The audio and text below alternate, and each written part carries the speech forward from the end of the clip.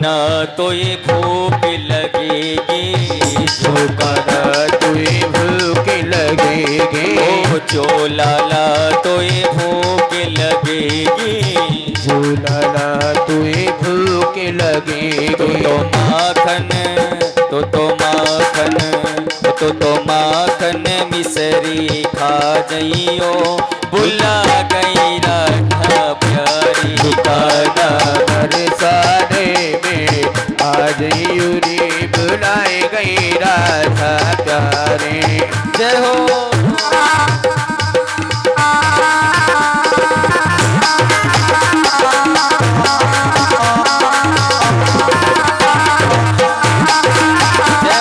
दोनों हाथ उठाकर प्यारे भाव से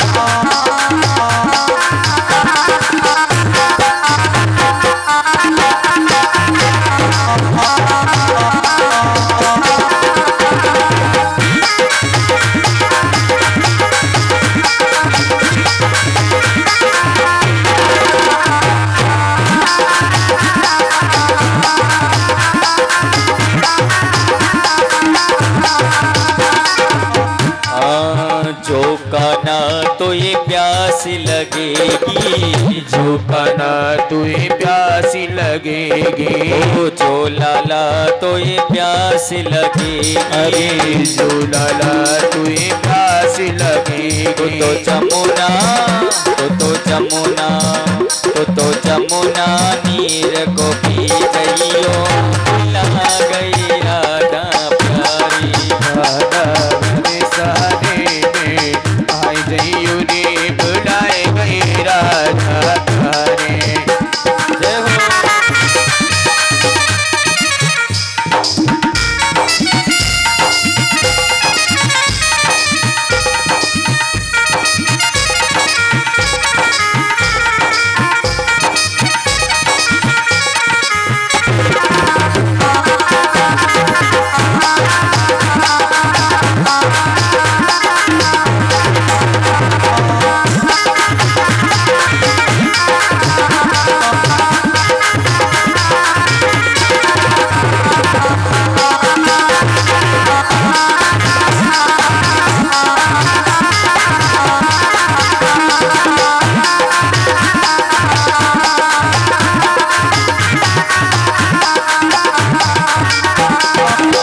झोंका तो ये गर्मी लगेगी, झोंका तुझे गरे लगेगी, झोलाला तो ये गर्मी लगेगी, झोलाला तुझे गर्मी लगेगी, ओ झोंका तो ये गर्मी लगेगी, झोंका तुझे गर्मी लगेगी। तो मोर का तो मोर का तो मोर का पंखा ले जइयो, बुला गई राधा प्यारी। दुकाना बरसाने में आज यूरी बुलाए गई राधा प्यारी। ओ बुला गई राधा प्यारी, बुला गई राधा प्यारी, बुलाए गई राधा प्यारी, बुलाए गई राधा प्यारे। ओ काना ओ लाला ओ छलिया बरसाने में आ जइयो, बुला गई राधा प्यारी। दुकाना बरसाने में आज यूरी बुलाए गई राधा प्यारे। ओ बुला गई राधा प्यारी। अरे बुलाए गई राधा प्यारी। श्री कृष्ण के वंश का विस्तार सुनाओ। मैं भगवान श्री कृष्ण के चरित्र को सुनना चाहता हूं। कृष्ण चरित्र कौन सुन सकता है? कृष्ण चरित्र कौन सुन सकता है? मेरी माँ, जिसके अंदर मर्यादा हो। क्या हो? मर्यादा, अर्थात राम की तरह।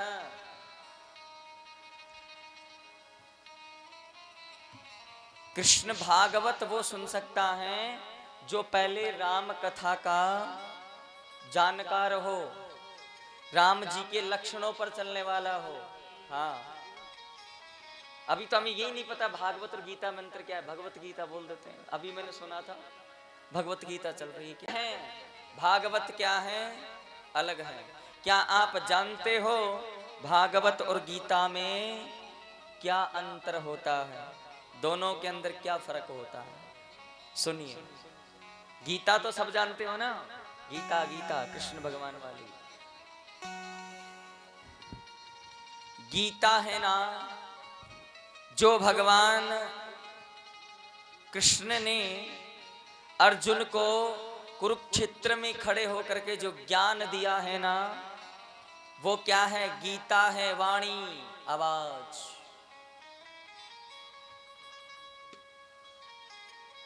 भक्तों, जो वाणी है ना वो गीता है। दोबारा सुन लीजिए, जो आवाज है वो गीता है। अर्थात भगवान श्री कृष्ण है ना, जो बोल रहे हैं खुद अपने मुख से, वो तो है गीता। जो भगवान बोले वो गीता है, खुद बोले। अर्जुन को उपदेश दे रहे हैं, ये धर्म है, ये पाप है, ये अपने, ये पराये हैं, ये सही है, ये गलत है। ये भगवान ज्ञान दे रहे हैं, ये गीता है। भागवत क्या है? भागवत रचना है मेरी माँ, भागवत शरीर की रचना है।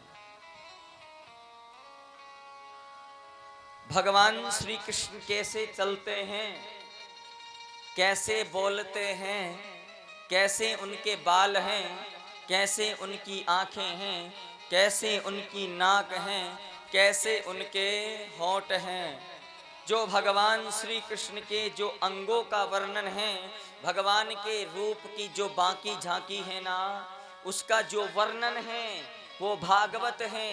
और गीता है शब्द। गीता क्या है? शब्द है। जो भगवान श्री कृष्ण बोल रहे हैं अपनी जिह्वा से, वो गीता है। और भगवान श्री कृष्ण का जो शरीर है वो है भागवत। वो क्या है? भागवत। तो पहले बोलना सीखना चाहिए ना, पहले बोलना ही तो आना चाहिए। ऐसी बाणी बोलिए मन का आपा खोए, औरन को शीतल करे और आपहूं शीतल होए। हाँ, तो सबसे पहले जिसने बोलना ही नहीं सीखा वो भी भागवत सुनने का अधिकारी नहीं है। हाँ, तो पहले क्या पढ़ना चाहिए? गीता पढ़नी चाहिए, बोलना चाहिए। आप जो भजन गा रहे हो ना, भगवान का गुणानुवाद कर रहे हो मुखमंडल से, ये आपकी गीता है मेरी माँ। और इन हाथों से तुम सेवा कर रहे हो ना, किसी के पांव दबा रहे हो, किसी के झाड़ू निकाल रहे हो मंदिर में, किसी के मंदिर में जाके पोछा लगा रहे हो, किसी गरीब की इन हाथों से सेवा कर रहे हो, ये तुम्हारी भागवत है। और तुम किसी को बैठ करके ज्ञान दे रहे हो, ये तुम्हारी गीता है। प्रेम से बोलना पड़ेगा। क्या बोलना पड़ेगा? राधे, ऐसे थोड़ी बोलना पड़ेगा। भाई बड़े आलकसी बन गए तो।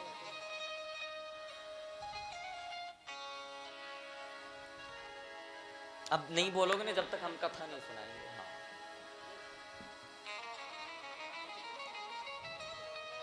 ना जाने कब निकल जाएगी। हाँ,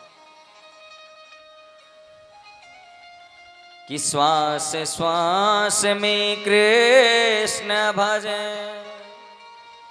और वृथा श्वास मत खो, ना जाने इन श्वासन को और आवन हो या न हो।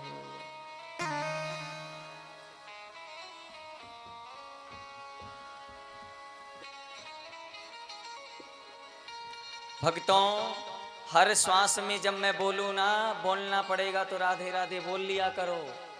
मैं हमेशा ही नहीं बुलवाता रहूंगा आप लोगों को। हाँ, तो सबसे पहले भागवत सुनने से पहले राम कथा सुननी चाहिए। क्या सुननी चाहिए? राम कथा, सबसे पहले गीता पढ़ें, गीता के बाद में राम कथा पढ़ें, राम कथा पढ़ने के बाद में भागवत पढ़नी चाहिए, भागवत सुनना चाहिए। हाँ, तो सबसे पहले क्या पढ़ना है, क्या जानना है? मर्यादा। हाँ, रघुकुल रीत सदा चली आई, प्राण जाए पर वचन ना जाए।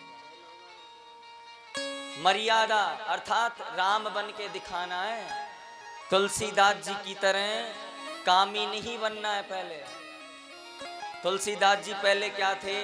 कामी। भगवान क्या कहते हैं मेरी माँ? भगवान कहते हैं काम नियारी प्यारी जिमी और लो भई जिमी प्रियदा, तिमी रघुनाथ निरंतर प्रिय लागो मेरा। बताओ लोभी को क्या अच्छा लगता है? हाँ, धन जितना आए उतना कम लगता है उसे, और आए और आए।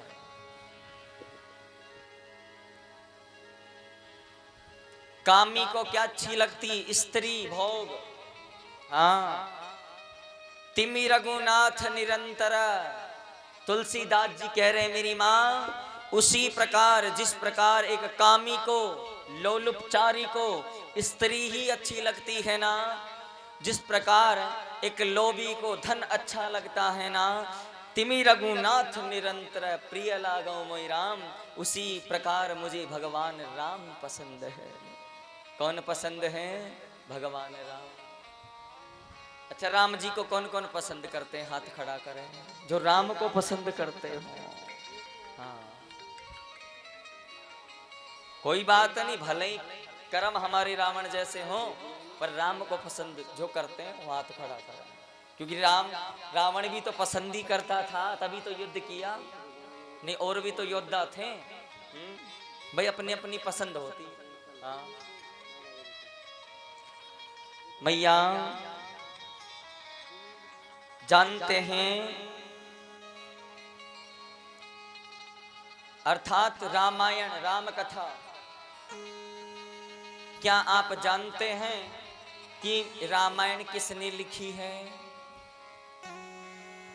ये तो सुन लेंगे, ये तो सब जानते। वर्णानामृत संगानाम रसानाम छंदसामपि मंगलानाम चक्रतारो वंदे वाणी विनायको भवानी शंकरो, ये सब नॉर्मल चीज। मेन चीज जानो, रामायण के लेखक कौन है? आप बताओ मैया, जो टेढ़े मेढ़े बैठे हैं। हाँ, पता है? नहीं पता तो आज सुन के जाना, कभी कोई पूछे तो बता दोगे तो एग्जाम में पास हो जाएगी। हाँ, तुलसीदास जी ने तो चरित्र लिखा है, सुनो और समझो, बिठा लेना दिमाग में, है ना? और कोई पूछे तो जवाब देना। जानिए, रामायण है ना, रामायण, रामायण महर्षि वाल्मीकि जी ने लिखी है। और कौन है ये महर्षि वाल्मीकि भक्तों? एक रत्नाकर नाम के डाकू हैं, डाकू। चोरी करना, डाके डालना, जीवों की हत्या करना, और उन जीवों की हत्या करके अपने परिवार का पालन पोषण करना, ये काम है रामायण लिखने वालों का। ध्यान से सुन।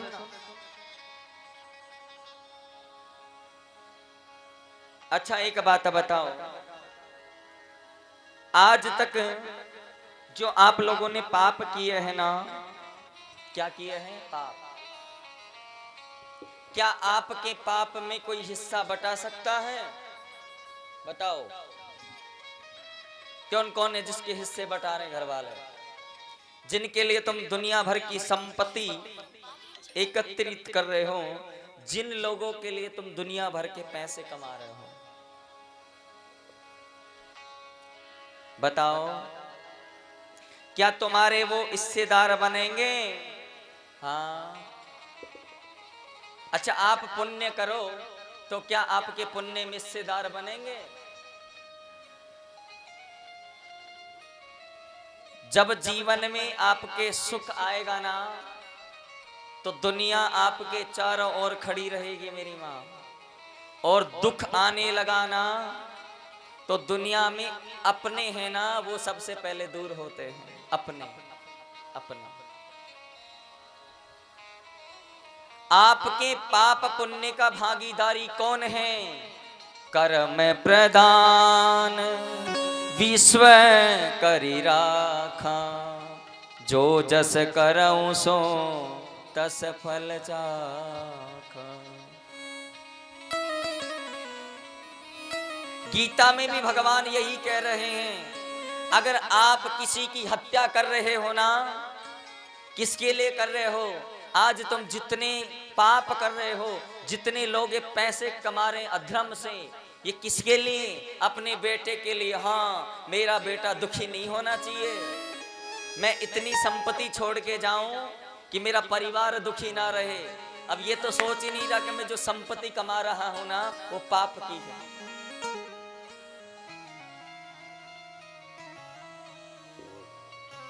भक्तों, आप कभी आपके पास ऐसा धन हो जो न्याय रूप से ठीक न है, और उस धन को अपने बेटे के जब नाम करो, तो नाम करने से पहले ये पूछना, मैंने आज तक पाप भी किए हैं, तो ये बताओ बेटा, क्या तुम मेरे पापों को भी अपने नाम रजिस्ट्री में छड़वाओगे? बोलो, छड़वाएंगे तुम्हारे बेटे पापों को रजिस्ट्री में नाम? नहीं छड़वाएंगे। क्यों? क्यों नहीं छड़वाएंगे मेरी माँ? इसमें कारण है। कारण सुनिए। कारण यही है क्योंकि उनको जब तक वो तुम्हारे पास थे, जब तक आप उनको कमा कर दे रहे थे। अब पाप जिस दिन आप कहोगे ना कि आज मुझे आवश्यकता है, मेरे पाप आधे बटा लो, मेरे दुख आधे बटा लो, उस दिन सब दूर हो जाएंगे। यही महर्षि वाल्मीकि जी की कहानी है। ये एक रत्नाकर नाम के डाकू हैं भैया, ये एक रत्नाकर नाम के डाकू हैं भक्तों। और एक दिन ऋषियों ने पूछा, बताओ आज तक जितने तुम पाप किए हैं, क्या तुम्हारे परिवार वाले इसमें सम्मिलित हैं? भक्तों, जब महर्षि वाल्मीकि जी ने अपने परिवार कुटुंब से पूछा कि बताओ तुम मेरे पाप में हिस्सेदार हो, सब परिवार वालों ने हाथ ऊपर खड़े कर दिए। नहीं, हम क्यों होंगे? तुमने पाप किए, तुम भुगतो, हम तो खा लेते हैं, तुम लाते हो जो। हम तो खाने वालों में हैं, कमाने वाले तो तुम हो पाप। हाँ, हम तो खाने वाले हैं, जो पाप कमा रहे हो ना, वो पाप कमाने वाले तो तुम हो। बताओ, ऐसे लोगों का साथ देना चाहिए? आप बताओ, हाँ या ना? देना चाहिए, हाँ या ना? ऐसे बैठ जाते चुपचाप, बोला करो, एक्टिव रहो, चंट बनो, चंट। जमाना गया भोले भंडारियों का। हाँ, उनको जब पता चला ना कि मेरे पाप में कोई हिस्सेदारी नहीं बटाएगा, तो उसी दिन से परिवार का साथ छोड़ा मेरी माँ, और साथ छोड़ करके उल्टा नाम जपे जग जाना, वाल्मीकि भये ब्रह्म समाना। हाँ, आज तक तुम ना जाने किस अंधकार में पड़े हुए थे, जानो कि सत्य क्या है, हम किसके लिए क्या कर रहे हैं जी।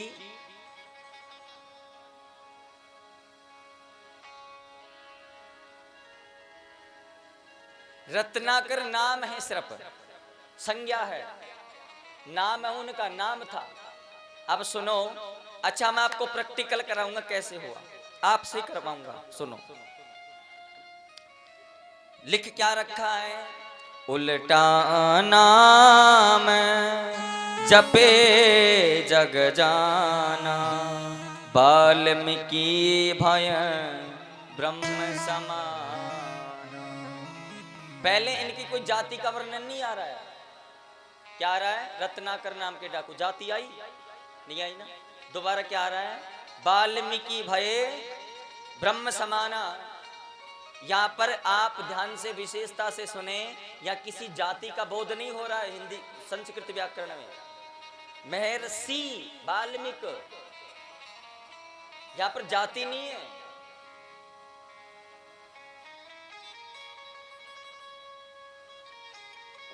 हरिजन जान जान कहूं प्रीति, यहाँ पर जाति का कोई बोध ही नहीं हुआ। अब आप नहीं है ना, अब ऐसे बोलो आप मरा, राम नहीं बोलना है, बोलो मरा, सब बोलो मेरी मैया, ऐसे करो मरा मरा, राम नहीं बोलना है। क्या बोलना है? मरा। अच्छा मेरे साथ बोलते जाओ, मरा मरा मरा मरा मरा मरा मरा। अपने आप आएगा मुख पर। क्या आ गया? उल्टा नाम जपे जग जाना, वाल्मीकि भय ब्रह्म समाना। अर्थ समझिए इसका। जब उनका शरीर है ना, वो था रत्नाकर डाकू, तो जो अंदर से ब्रह्म जगा है, तब जाकर के वो महर्षि वाल्मीकि बने हैं। प्रेम से बोलना पड़ेगा। अंदर से तो जगता है ब्रह्म, और ब्रह्म की भी कोई जाति नहीं होती। अब काफी लोगों को असमंजस ये होगा कि वाल्मीकि का अर्थ हुआ महाराज नीची जाति से, है ना? ढोल गवार शूद्र पशु नारी, सकल ताड़ना के अधिकारी। उसमें किसी नीची जाति का वर्णन नहीं है, कहीं पर नहीं है। श्री रामचरितमानस में कहीं पर भी नहीं। बताओ क्या सीख मिली मेरी माँ मैया? क्या सीख मिली आप लोगों को? करोगे परिवार के लिए पाप? एक डाकू चोर परिवार के लिए जीविका चलाने के लिए पाप कर रहा है, और आज जब पता चल गया ना, जिस दिन तुम्हें पता चल जाएगा कि हम जिस परिवार के लिए जी रहे हैं, जिस दुनिया के लिए जी रहे हैं ना, वो दुनिया तो हमारी नहीं है, उसी दिन तुम्हारा मन भक्ति में लग जाएगा मेरी माँ।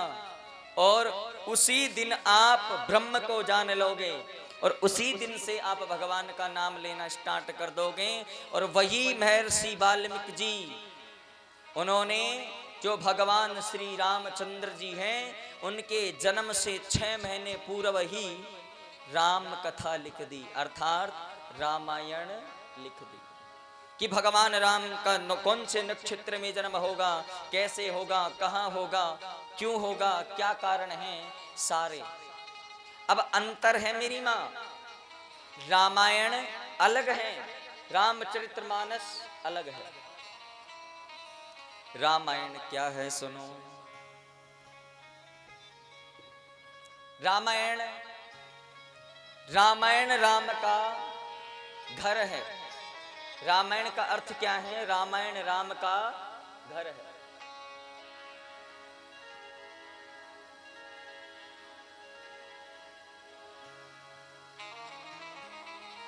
राम जी कहाँ रहते हैं? कहाँ रहते हैं राम जी? अब तुम्हारे घर तो रहेंगे नहीं, अयोध्या में ही रहते हैं। वैसे हरि व्यापक सर्वत्र समाना, प्रेम तो प्रकट हो ये मैं जाना। लेकिन भगवान का मूल निवास भी तो होता है भाई। तुम्हारे घर में जो देवता हैं, उनको शमशान घाट में थोड़ी बिठा के आओगे, घर में ही तो रखोगे ना। वैसे ही भगवान राम अयोध्या में तो रहेंगे, परिवार में तो रहेंगे।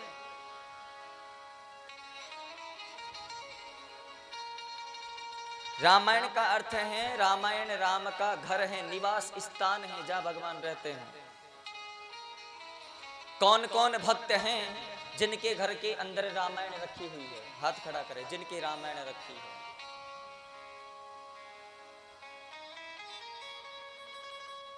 नाना भांति राम अवतारा, रामायण सत कोटि अपारा। अगर घर में रामायण रखी है तो आप बताएं, आप उसे पढ़ते हो? बोलो। कभी कभी अगर आपके घर को 20 दिन के लिए ताला लगा दें और 20 दिन बाद खोलें, तो बताओ उस घर में क्या इकट्ठा हो जाएगा? कचड़ा। क्या हो जाएगा? कचड़ा, क्योंकि द्वार तो बंद कर दिए ना। हाँ, रामायण राम का घर है और रामायण जिस घर में रखी है और उसे नहीं पढ़ रहे तो अर्थात भगवान का द्वार बंद पड़ा है। अब जब भगवान का द्वार बंद हो गया तो भगवान की कथा तो बंद हो गई, भगवान का द्वार तो बंद हो गया और तुम्हारी खुद की रामायण चलने लग जाती है फिर। हाँ, आपस में झगड़े होना, ये रामायण तो है खुद की। बताओ इससे बड़ी रामायण क्या होगी भला। इसलिए जिस व्यक्ति के या विशेष ध्यान दे लें रामायण है तो पढ़ें, और नहीं पढ़ने की क्षमता है तो उसकी बजाय रामचरितमानस रखो घर पे। क्या रखो? रामचरितमानस।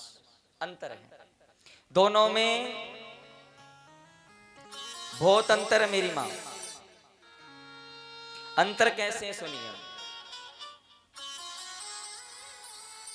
अंतर इसलिए है, रामायण है ना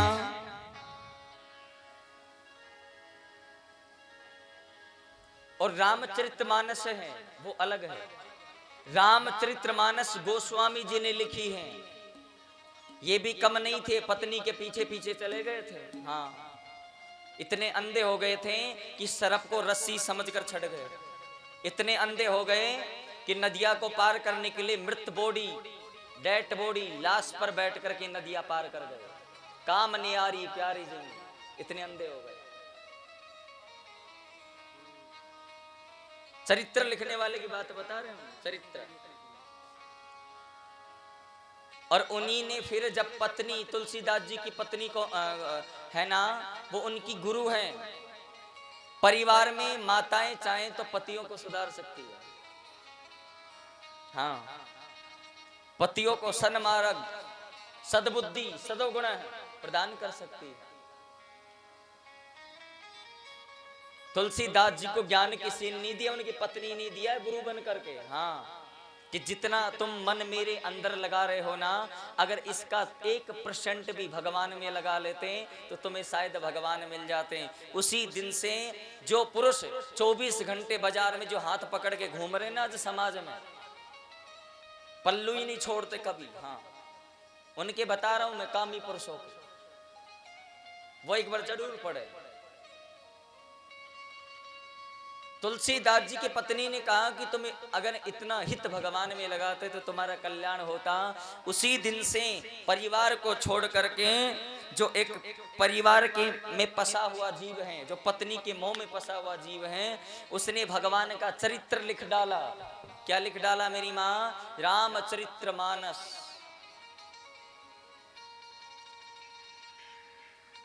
रामायण है आपका शरीर। आप जब से जन्मे होना और जब तक आपकी मृत्यु होगी, ये बीच में जितने आप खाना पीना, रोना धोना, सोना, चलना बैठना उठना, जितनी क्रियाएं कर रहे हो, ये तुम्हारी रामायण है घर की। और मरने ते जीवन और मरण के बीच में आपने एक भी अच्छा काम कर दिया, एक भी, किसी गरीब की बेटी की शादी करा दी, कोई वृक्ष लगा दिया, कोई पुण्य गौशाला बना दी, कोई बावड़ी खुदवा दिए, कुछ भी आपने पुण्य कर दिया, भागवत करवा दिए, यज्ञ करवा दिए, वो आपका चरित्र है मेरी माँ। मरने के बाद दुनिया ये ना कहे अरे मर गया अच्छा रहा, ये आपकी रामायण ही रह जाएगी कि ये तो जीवन भर चलती है, ये सभी मरते हैं। लेकिन आपके मरने के बाद भी जब आपकी अर्थी निकले तो लोग कहें बड़ा भला आदमी था, देखो इसने तो गौशाला बनवाई है, इसने तो इतनी बेटियों की शादी करवाई है, इस जैसा तो कोई हो ही नहीं सकता। ये आपका चरित्र है मेरी माँ, जो दुनिया बाद में गाए। इसलिए जीवन में मरते और जीते एक ऐसा काम करो जिससे तुम्हारी पहचान हो जाए और वही तुम्हारी रामचरितमानस कहलाए। ये प्रेम से बोलना पड़ेगा, जोर से बोलना पड़ेगा, ऐसे नहीं थोड़ा और जोर से। इस कारण से इस वंश का नाम पड़ा सूर्य वंश। कौन सा पड़ा?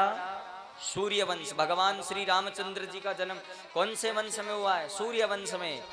और वैसे इक्ष्वाकु वंश है भगवान श्री रामचंद्र जी का, जो राम जी के पूर्व में कई हजार पीढ़ी पहले का है इक्ष्वाकु वंश। इक्ष्वाकु नाम के राजा थे, उन्हीं के कारण इक्ष्वाकु वंश भी पड़ा। लेकिन राम जी ने तो सूर्य वंश में जन्म लिया।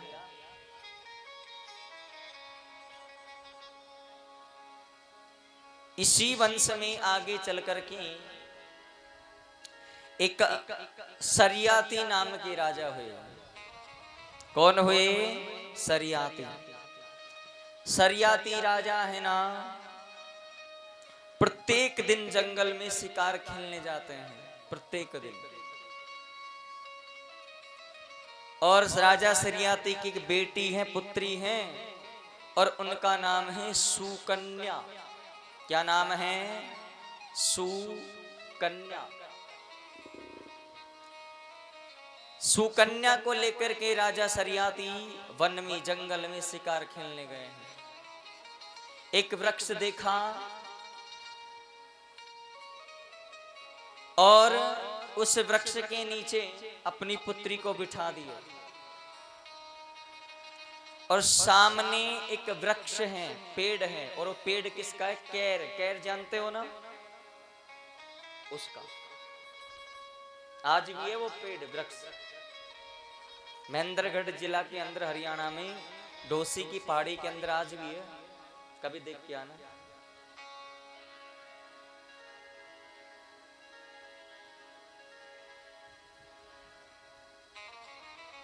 एक वृक्ष है और उस वृक्ष के नीचे एक मिट्टी का ढेर लगा हुआ है। और वो मिट्टी का ढेर नहीं है, उस मिट्टी के ढेर के अंदर चवन्य ऋषि हैं। कौन है?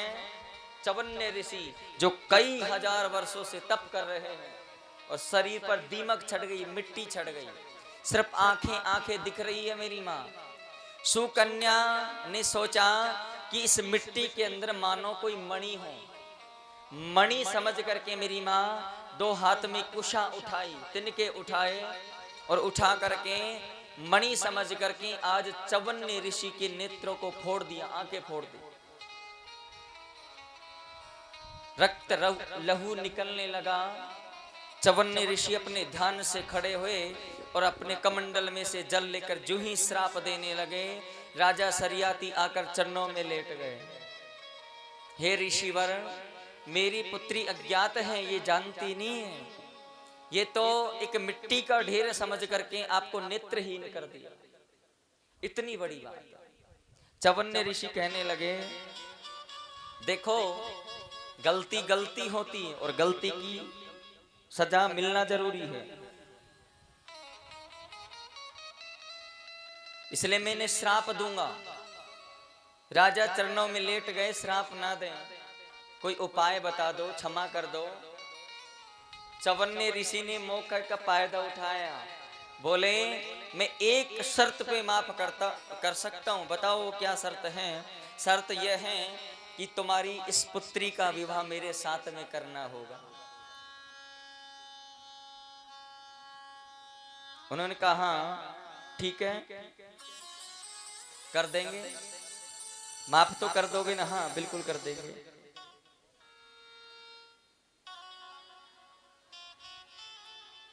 भक्तों, चवन्य ऋषि है ना, उनके साथ में सुकन्या का विवाह हो जाता है। अब चवन्य ऋषि के आंखें नहीं है, नेत्र नहीं है, फोड़ दिए। हरियाणा के अंदर जो महेंद्रगढ़ जिला है ना, उसमें एक पर्वत है, वहां पर हुई है लीला है, जितनी हुई है। उस पहाड़ का नाम है डोसी का पहाड़। अब वहां पर आज भी उस पहाड़ में हम खुद जाके आए, वहां पे ऐसी ऐसी जड़ी बूटियां हैं आज भी, जो दिव्य जड़ी बूटियां हैं उस पर्वत के अंदर अभी भी। अब चवन्य ऋषि की आंखें कैसे ठीक हों? वैद्य कुमार जो अश्वनी हैं, देवताओं के जो वेद हैं, डॉक्टर हैं, वैद्य कुमार अश्वनी की सेवा करते, रोजाना पांव दबाती, उनके चरण दबाती। वैद्य कुमार अश्वनी प्रसन्न होकर पूछने लगे, हे देवी आपको क्या चाहिए प्रतिफल? तो उन्होंने कहा देखो मुझे कुछ नहीं चाहिए, अगर कुछ देना ही चाहते हो तो मेरे पति की जो नेत्र है वो ठीक कर दो, जो मैंने अनजाने में इनके नेत्र फोड़ दिए हैं। अब वो औषधि कहां से बनाए? कभी सर्दी जब पड़ती है तो च्यवनप्राश कौन कौन खाता है? हाथ खड़ा करो जो च्यवनप्राश खाते हैं। खाते हो? च्यवनप्राश का निर्माण किसने किया जानते हो? च्यवन्य ऋषि ने किया है। और डोसी की पहाड़ी के अंदर जो औषधियां हैं उनको लेकर के उससे निर्माण किया है। च्यवन्य ऋषि ने च्यवनप्राश का निर्माण किया है। और जब च्यवनप्राश को खाए हैं तो उनके नेत्र भी ठीक हुए हैं। जो अश्विनी कुमार उन्होंने नेत्र ठीक किए। अब वृद्ध अवस्था है, बूढ़ी अवस्था है बिल्कुल। अब च्यवनप्राश खाने से यंग हो गए, जवान हो गए। खाते हो च्यवनप्राश? महाराज हम तो बूढ़े, ठीक है। जानते तो ना च्यवनप्राश खाने का। हाँ, सर्दी में खाते हैं, चाहे खाया ही नहीं हो। हाँ,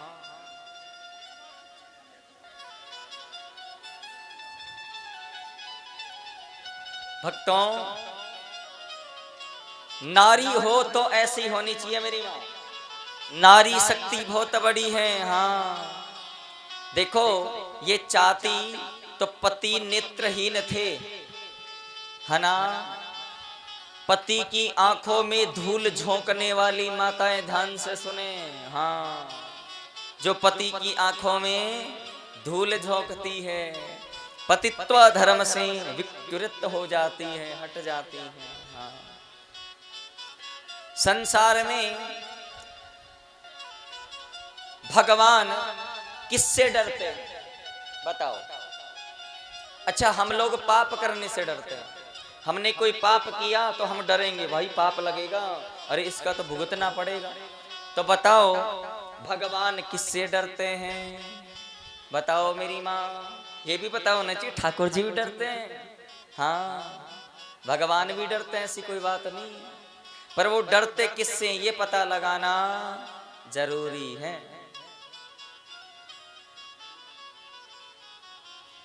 पता है? बताओ। भगवान संसार में किसी से नहीं डरते, लेकिन पतिव्रता जो स्त्री होती है ना, भगवान उससे भी डरते हैं। भगवान सोचते हैं कि जब हमें ये बालक बना सकती हैं, माता अनसुया ने भगवान त्रिदेव को बालक बना दिया। 6 महीने के बालक बना दिए अनसुया ने, हाथ में जल लेकर के अभिमंत्रित करके डाल दिया। ब्रह्मा विष्णु महेश को बालक बना दिए। तो भगवान डरते हैं, जब ये हमें बालक बना सकती हैं तो ये हमें वृक्ष भी बना देगी, हमें पत्थर भी बना सकती है। इसलिए भगवान संसार में किसी से नहीं डरते हैं मेरी माँ, लेकिन भगवान पतिव्रता धर्म वाली स्त्री से डरते हैं। इतना शक्ति होती है मेरी माँ, ये स्त्री ईश्वर को भी जलाने की क्षमता रखती है। प्रेम से बोलना पड़ेगा, पर हर कोई नहीं होता है वो। हाँ, आजकल नेत्र नहीं, आजकल तो जान भी ले रही है। ड्राम वाली कहानी सुनिए ना, ड्रम वाली। हाँ, ये कथा क्यों इंपॉर्टेंट है आप लोगों के लिए? एक नारी को देखो जो अपने पति के नेत्र वापस ले आए, और एक नारी को देखो जो अपने पति के टुकड़े टुकड़े करके ड्राम में भर दिए। कौन विश्वास करेगा नारी पर?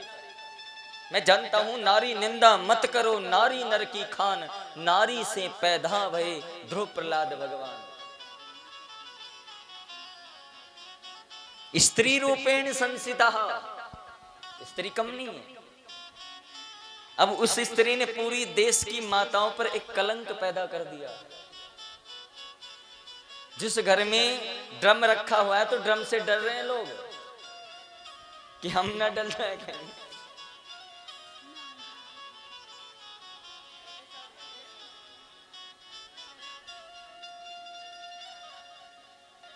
भक्तों, ये आपके पतित्व धर्म की कथा है। एक पत्नी को देखो मेरी माँ, आपने कभी सत्यवान का नाम सुना है? सत्यवान, और उसकी पत्नी का नाम क्या था? सावित्री। हाँ, सुना है ना? सत्यवान थे ना, उनकी पत्नी का नाम है सावित्री। सावित्री अपने पति के प्राणों को यमराज से छुड़ा कर ले आई मेरी माँ। और आज की नारी अपने पति के प्राण ले रही है। बताओ कितना अंतर हो गया है। हाँ, अब बताओ, इन्हें कहेंगे हम कह ही नहीं सकते अब हम इन्हें कि भाई ये तो सावित्री है। हाँ, इसलिए नारी शक्ति है, प्रबल है। नारी शक्ति बहुत प्रबल है। ये चाहे तो घर बना देती है, चाहे तो घर को उजाड़ देती है। सुकन्या ने ऐसा ही किया है। आज अपने पति के नेत्र वापस ले आए। ये प्रत्येक धर्म निभाता है आपका। संसार में सारे धर्म नष्ट हो जाएंगे मेरी माँ, दोबारा आप उन धर्मों को पा सकते हो। लेकिन संसार में किसी स्त्री का पतित्व धर्म नष्ट हो गया ना, तो संसार में कभी दूसरा धर्म करने लायक ही नहीं रहती। प्रेम से बोलना पड़े। हाँ, इसलिए ड्रम वाली मैया कोई नहीं बनना। हाँ, अब वो स्टोरी और लगा देते हैं। हाँ, उनको देख देख के और का भी मन कर रहा है। इसलिए बेचारे जितने मर्द हैं देश के अंदर, सबने ड्रम को कबाड़े में बेच दिया। हाँ, कि आप सत्यत्व धर्म की कथा है, गलत नहीं है, सुधार की। एक पिता अपनी पुत्री से क्या कहता है पता है? दोनों हाथ उठाओ भाव से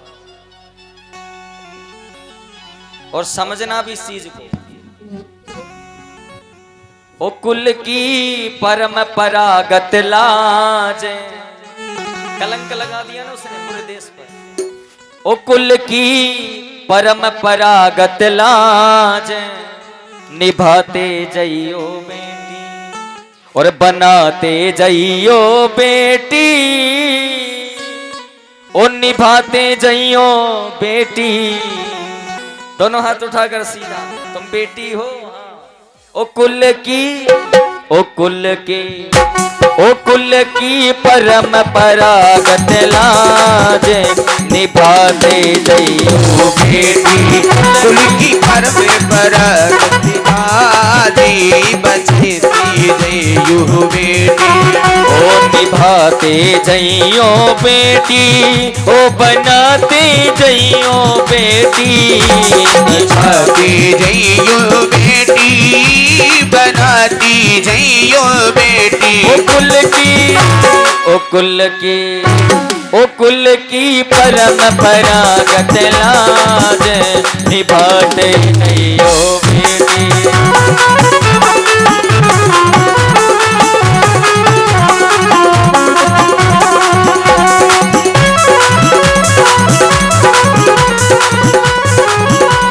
हरि बोल।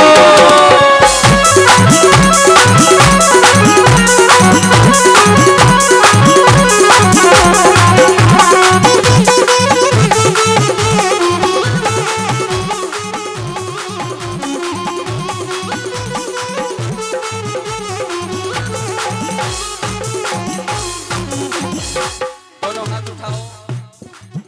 पति की है उत्तम पूजा, पति संग नहीं जग में दूजा। पति की है उत्तम पूजा, ओ पति की है उत्तम पूजा, पति संग नहीं जग में दूजा।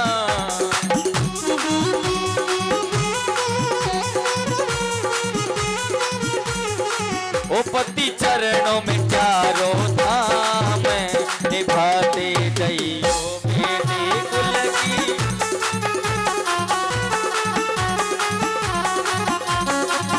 हरि बोल।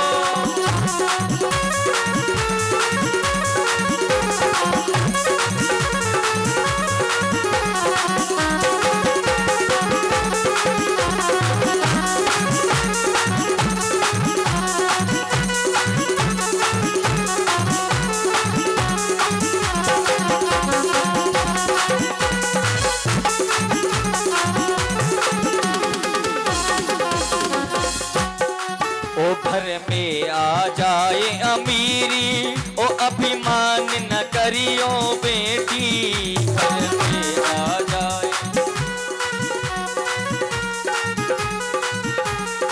ओ घर में आ जाए अमीरी, ओ अभिमान न करियो बेटी।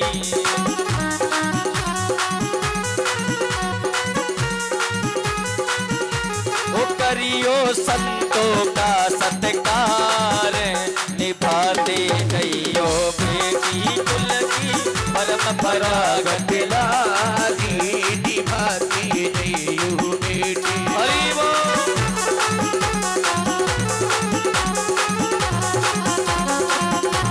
देखो आप भी तो कभी बेटी थी ना, डायरेक्ट कोई दादी बहू ये नहीं बनती है, पहले बेटी होती है। तो दोनों हाथ उठाओ। मित्र ने कभी जीवन में झूठ नहीं बोला। विश्वामित्र जी ने कहा कि ऐसे अगर सत्यवादी राजा है ना तो मैं इनकी परीक्षा लूंगा। हाँ, परीक्षा लेने के लिए द्वार चले गए। भिक्षाम देही भिक्षाम देही भिक्षाम देही। द्वार पे जाके भिक्षा मांगने लगे। राजा हरिश्चंद्र बाहर निकल के आए, देखें कि ये तो विश्वामित्र जी।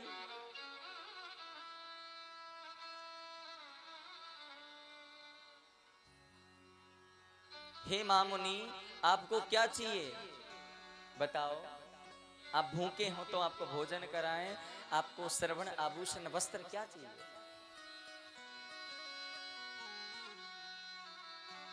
विश्वामित्र जी कहने लगे, हे राजन, हमने आपका नाम बहुत सुना है और हम जो लेंगे आप दे ही नहीं सकते कभी। हाँ, हम जो लेना चाहेंगे तुम नहीं दे सकते। उन्होंने कहा, ऐसा क्या है प्रभु जो मैं नहीं दे सकता। उन्होंने कहा कि देखो, वैसे कुछ ज्यादा नहीं चाहिए हमें, फिर भी अगर कुछ देना चाहते हो तो वचन दीजिए। उन्होंने कहा कि वचन किस प्रकार का, आपको जो चाहिए वो मांग लो।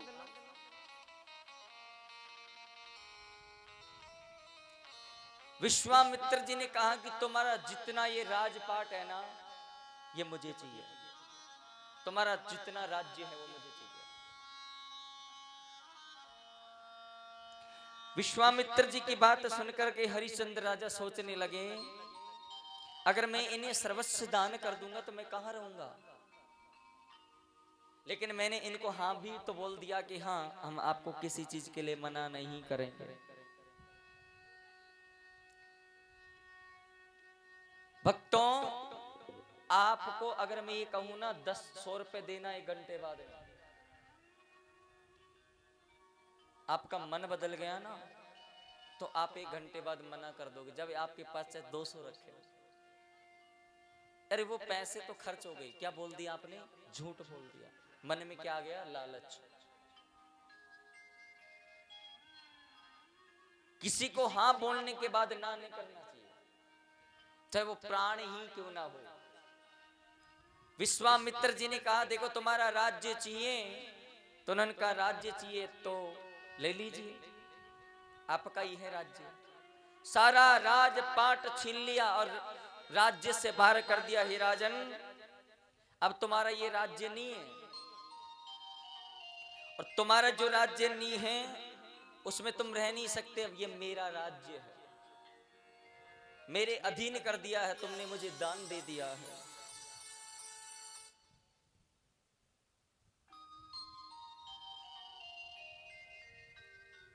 सब कुछ अपना सर्वस्व दान दे दिया भक्तों। और राजा हरिश्चंद्र, उनके पुत्र रोहिताश्व, देवी रानी तारा, तीनों घर से बेघर हो गए। तीनों। आप किसी को मैं कहूं कि लो वचन दो, तुम्हारा घर मेरे नाम करनी, रजिस्ट्री करनी, चलो बताओ, कर दोगे? 1 मिनट में गिरगिट की तरह रंग बदल लोगे तुम लोग। गिरगिट जैसे रंग बदलता है ना, वैसे। भक्तों, तीनों प्राणी घर से बेघर हो गए, राजपाट सब कुछ दे करके आज तीनों काम करने लगे हैं, अलग अलग बिछड़ गए। सत्य पर चलने वाले को कष्ट मिलेगा। सत्यवादी राजा हरिश्चंद्र जो सब राजाओं पे राज करते हैं, वो राजा आज एक वाल्मीकि के घर जा करके काम करने लगा है। हरिश्चंद्र राजा वाराणसी में कर्णिकर घाट पर जाकर के मुर्दे जलाने लगा है। वाराणसी के अंदर उनकी पत्नी दूसरे के यहाँ झूठे बर्तन साफ करती है। पुत्र रोहिताश्व काम करता है, दूसरे के काम करता है और उस काम से जीविका चलाता है। तीनों प्राणी बिछड़ गए। आपका इतना कुछ अगर आपसे छिन जाए, क्या अभी भी आप सत्य पे रहोगे? बोलो। जीव के ऊपर जरा सा संकट आते झूठ का सहारा ले लेता है सुख को पाने के लिए। और यह हरिश्चंद्र को देखो मेरी मां, 60 भार सोने के अंदर अपने धर्म को बचाकर चल रहे हैं। कितने भार के अंदर? 60 भार।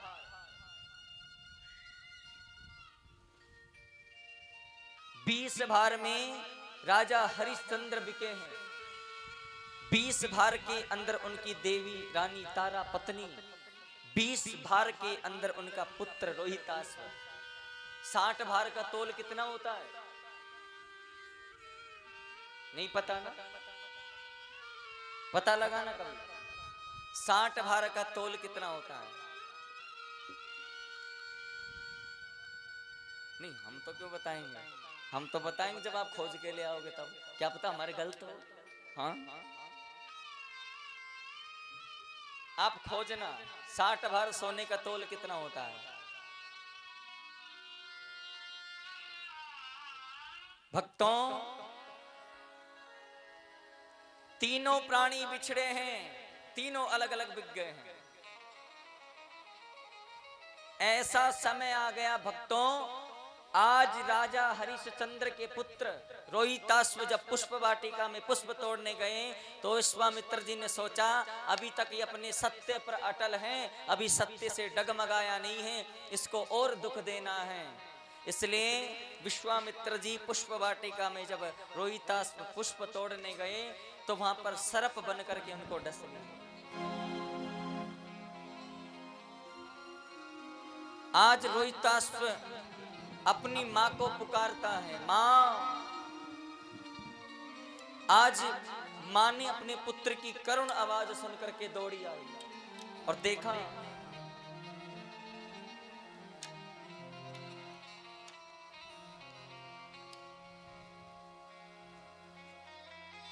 कि पुत्र के मुख से आज रक्त, खून और झाग आ रहे हैं और मूर्छित अवस्था में पड़े हुए। उठाने का प्रयास करती हैं, उठता नहीं।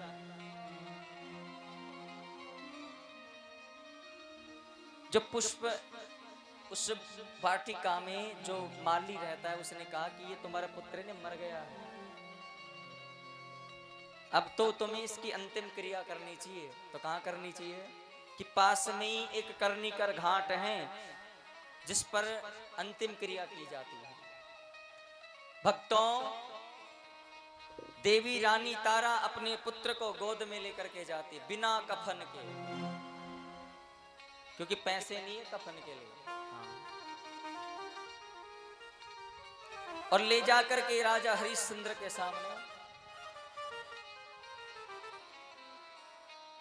पेश करती हैं। राजा हरिश्चंद्र से कहती हैं, हे नाथ, ये आपका पुत्र है और इसकी अंतिम अंत्येष्टि करनी, अंतिम क्रिया करनी है।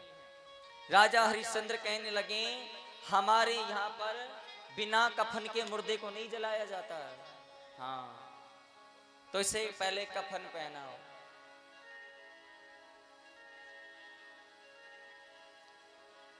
और कफन पहनाने के बाद भी जो जलाओगे तो जलाने के लिए भी पैसा लगता है। हाँ। देवी रानी तारा कहने लगे, ये तो आपका ही तो पुत्र है, राजा हरिश्चंद्र कहते हैं इस समय ना मैं इसका पिता हूं, ना ये मेरा पुत्र है, ना मैं तेरा पति हूं, ना तो मेरी पत्नी है। इस समय सिर्फ मैं एक नौकर हूं, और नौकर का धर्म होता है अपने मालिक जो कहे उस पर चले।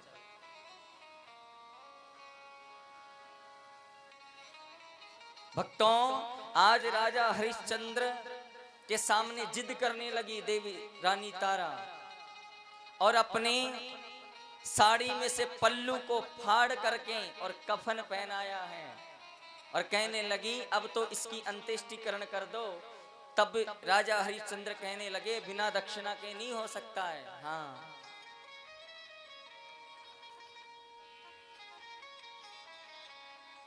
राजा हरिश्चंद्र क्रोध में आ गए और कहा कि तुम देखो, एक नौकर को तुम बार बार से फोर्स नहीं कर सकते, दबाव नहीं डाल सकते, और मैं तो तुम्हें जानता भी नहीं अच्छे से। देखो ना, इतने सत्य पर अटल हो गए कि अपने परिवार को पहचानने से भूल रहे हैं। हाथ में तलवार है, निकाली और जो ही मारने लगे, भगवान प्रकट हो गए और हाथ पकड़ लिए। ये क्या कर रहे हो? कि मान ही नहीं रहे, मेरा सत्य भंग करना चाहते हैं कि तुम्हारी पत्नी है। पत्नी बाद में है, पहले मेरा सत्य मेरे साथ में है। अगर मैं सत्य में हूं तो मेरा परिवार मेरे पास में है।